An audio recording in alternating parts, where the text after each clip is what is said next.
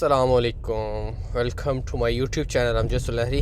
और आज की जो वीडियो है ये आप लोगों के मुख्तलिफ जो क्वेश्चंस मुझे व्हाट्सएप पे, वीडियो की कमेंट्स पे और उसके अलावा फ़ेसबुक पे आ रहे हैं, तो मैंने सोचा कि चलें इन पे जो है वो मैं वीडियो ही बना देता हूँ ताकि आप लोगों की जो है वो अच्छी रहनुमाई हो सके। तो सबसे पहले जो इम्पोर्टेंट क्वेश्चन आ रहे हैं वो यही है कि सर हमारा जो है वो वीज़ा स्टैंप हो चुका है लेकिन हमें जो है वो फ़्लाइट की मुतवक्का डेट नहीं आ रही। सबसे ज़्यादा क्वेश्चन तो ये भी आ रहा है। और उसके बाद हमारा CCVI हो चुका है तो हमारा जो है वो फिर भी फ़्लाइट नहीं हो रही। और तीसरे नंबर पे जो है क्वेश्चन आ रहे हैं जिनका भी ये अक्टूबर में वीज़ा जो है वो अजरा हुए हैं जिनके, तो वो भी कह रहे हैं कि हमारा जो है वो रिफ्यूज़ नहीं हो रहा। तो और भी साथ में एक दो बात ऐड करता चलूँगा। तो मैं इन क्वेश्चन की आज आप लोगों को जो है वो प्रॉपर गाइड करने की कोशिश करता हूँ। पहले भी इस पे मैं जो है वो वीडियो बना चुका हूँ लेकिन अभी जो है वो मैं दोबारा इस पे जो है वो तफसील से थोड़ी सी आप लोगों को गाइड करने की कोशिश करता हूँ। तो सबसे पहले तो आ जाते हैं रिफ्यूज़ वालों का। देखें जो है ना, जब आपका कॉन्ट्रैक्ट जो है ना वो होता है कोरियन कंपनी के साथ, यानी कि सबसे पहले तो मालिक आप लोगों को सिलेक्ट करता है। सेलेक्ट करने के बाद जो है वो जब आप सेलेक्ट हो जाते हैं तो मालिक जो है वो आपका खोयंग होगा जो है वो इशू करता है, यानी कि लेबर कॉन्ट्रैक्ट जो है वो इशू करता है। जब वो लेबर कॉन्ट्रैक्ट कंपनी से इशू किया जाता है ना, तो तब आप लोगों की आईडी पे जो है वो अजरा लिखा आ जाता है। और उसके बाद जब मालिक वो खोयंग होगा जो है वो जॉब सेंटर में जमा करवाते हैं। जमा करवाने के बाद जब जॉब सेंटर से आप लोगों का जो है वो फ्योजन खुल्लो खियाक्सो वो इशू हो जाता है, तो उसके बाद जो है वो आपका कॉन्ट्रैक्ट फॉरवर्ड होता है। तो ये रिफ्यूज़ ना होने की वजह जो है ना, वो मालकान आप लोगों को सेलेक्ट करने के बाद अपनी जो है वो कंपनी की EPS ID से आप लोगों का कॉन्ट्रैक्ट जो है वो इशू कर देते हैं, लेकिन आगे जो है वो खोइंग नदम्बो में फ़ारवर्ड नहीं करते। लेकिन खोइंग नदम्बो में तब तक जो है वो फ़ारवर्ड नहीं होता जब तक मालिक जो है वो आपको बुलाने की जो पेमेंट है वो पे नहीं करते। तो जब आप लोगों को सेलेक्ट कर लिया जाता है और उसके बाद जो है वो आप लोगों का कॉन्ट्रैक्ट भी इशू कर देते हैं। इशू करने के बाद जो है वो फिर इकम थेगी पे आ जाता है, यानी कि पेमेंट वेटिंग पे आ जाते हैं आप लोग। तो कुछ मालिक ऐसे होते हैं कि जिनको प्रोसेस का नहीं पता होता, तो वो वेट करते हैं कि हमें HRD की तरफ से जो है वो फैक्स या मेल आए कि आप यहाँ पे ये प्रोसेस करें, तो फिर ही वो प्रोसेस करते हैं। तो इसलिए जो है वो थोड़ा सा डिले हो जाता है। तो मालकान को जब नहीं पता होता तो फिर वो जो है वो HRD, ज़ाहिर है 3 महीने का टाइम होता है, 3 महीने के अंदर अंदर जो है वो HRD से उनको मैसेज आ जाता है या मेल वगैरह आ जाती है, फैक्स भी। तो उसके बाद जब वो अकाउंट में पैसे ट्रांसफ़र करते हैं, पैसे ट्रांसफ़र करने के बाद जो है वो फिर खोयंग नदम्बो यानी लेबर कोड से आप लोगों का जो है वो कॉन्ट्रैक्ट फारवर्ड इशू होता है। इशू होने के बाद जो है वो HRD फारवर्ड करती है, तो फिर आप लोगों का जो है वो कॉन्ट्रैक्ट फारवर्ड होता है। तो ये थोड़ा सा प्रोसेस है, तो इसमें आप लोगों को परेशान होने की ज़रूरत नहीं है। 3 महीने का टाइम होता है। अगर 3 महीने के अंदर अंदर हो जाए तो ठीक है, अगर 3 महीने के अंदर नहीं होता तो फिर ऑटोमेटिकली जो है वो कैंसिल हो जाता है। लेकिन मोस्टली जो है ना वो 3 महीनों के अंदर अंदर सबके हो जाते हैं। अगर किसी का फॉर एग्ज़ाम्पल के 2 महीने गुजर जाते हैं तो फिर भी नहीं होता, तो फिर आप लोग जो है वो मुझसे रब्ता कर सकते हैं।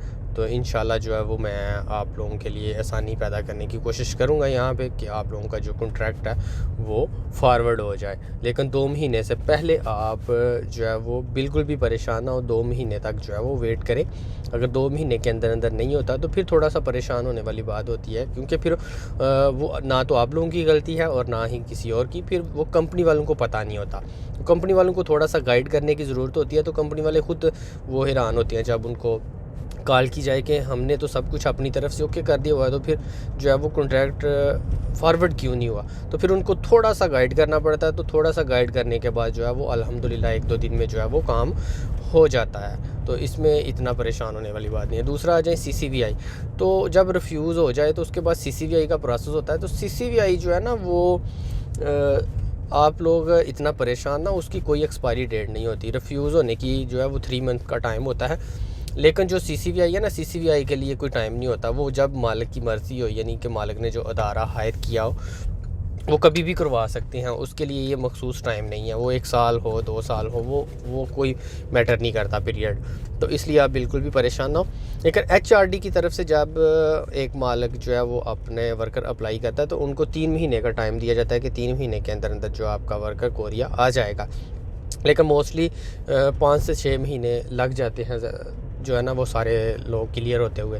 तो आप बिल्कुल भी परेशान ना हो, इंशाल्लाह आप सब लोग आएंगे जिनके भी जो है वो कॉन्ट्रैक्ट चले गए हैं, CCVI भी हो जाएंगे। अभी CCVI की कॉल करवाने का किसी को भी कोई फ़ायदा नहीं है, बिल्कुल भी आप कॉल ना करवाएं। वो उन लोगों का मसला आ रहा था जिनका जो है वो पासपोर्ट एक्सपायर था। तो अभी तो अल्हम्दुलिल्लाह जितने भी लोग जो है वो CCVI जिनके वेटिंग में हैं, तो अगर किसी के पासपोर्ट का मसला है तो वो अपना जल्दी से पासपोर्ट जो है वो OEC अपडेट करवा दे। उसके अलावा अगर पासपोर्ट का मसला नहीं है तो जस्ट आप लोग वेट करें, इंशाल्लाह आप लोगों का जो CCVI है वो हो जाएगा। अभी तीसरी मुद्दे की तरफ आ जाएं कि हमारा जो है वो वीज़ा भी लग चुका है और हमारी जो मुतवक्का डेट है वो भी आ गई है, पर हमें जो है वो कॉल वगैरह नहीं आ रही है, हमारी फिर मुतवक्का डेट जो है वो चेंज नहीं हो रही, गुजर गई हुई है।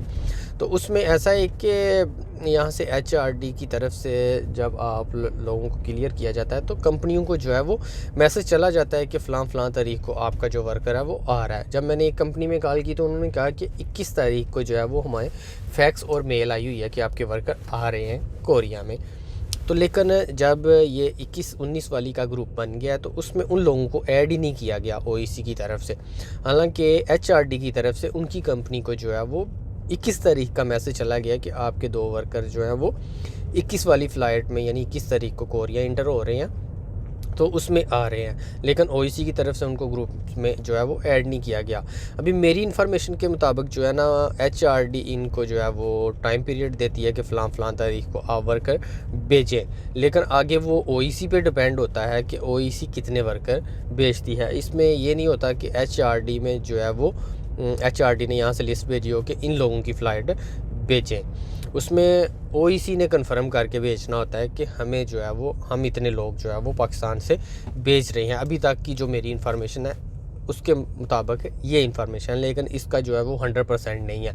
इसके बारे में जो है ना वो प्रॉपर 100% जो है वो मैं 1-2 दिन में इन्फॉर्मेशन लेकर तो मैं प्रॉपर गाइड करूँगा कि लिस्ट कैसे जाती है, कैसे फिर पाकिस्तान से OEC से लिस्ट आती है और क्या क्या तरीक़ाकार होता है, फिर कैसे फ़्लाइट का जो टाइम पीरियड है वो मुकर्रर होता है। तो मैं थोड़ा सा बिज़ी था, इस वजह से जो है वो इसकी इन्फॉर्मेशन आज कलेक्ट नहीं कर सका। तो इंशाल्लाह 1-2 दिन में जो है वो इसकी इन्फॉर्मेशन कलेक्ट करके प्रॉपर आप लोगों के साथ शेयर करूँगा। तो OEC अगर ज़्यादा वर्कर भेजना चाहे तो वो भेज सकती है। हालांकि ये 100+ लड़कों की फ़्लाइटें थी इस महीने सारी, लेकिन 60-73 इतने लोग जो हैं वो फ़्लाइटों में ऐड किए गए हैं। तो बाकी थोड़ा सा वेट करें, इंशाल्लाह जिनकी मुतवक्का डेट नहीं भी आ रही दिसंबर में इंशाल्लाह जो है ना वो आ जाएंगे। बहुत सारे जो मालिकान हैं उनको जो है वो दिसंबर के भी मैसेजेस आए हुए हैं कि आपके जो वर्कर हैं वो दिसंबर में आएंगे। तो इसलिए थोड़ा सा वेट करें, इंशाल्लाह आप सब लोग कोरिया आ जाएंगे। बाकी जो मज़ीद इन्फॉर्मेशन होगी मैं आप लोगों के साथ वो बाद में 100% शेयर कर दूंगा। और आज की जो वीडियो थी इसका यहाँ पे अख्ताम करते हैं। दुआ में याद रखिएगा, वीडियो को दोस्तों के साथ शेयर करें। अल्लाह हाफिज़।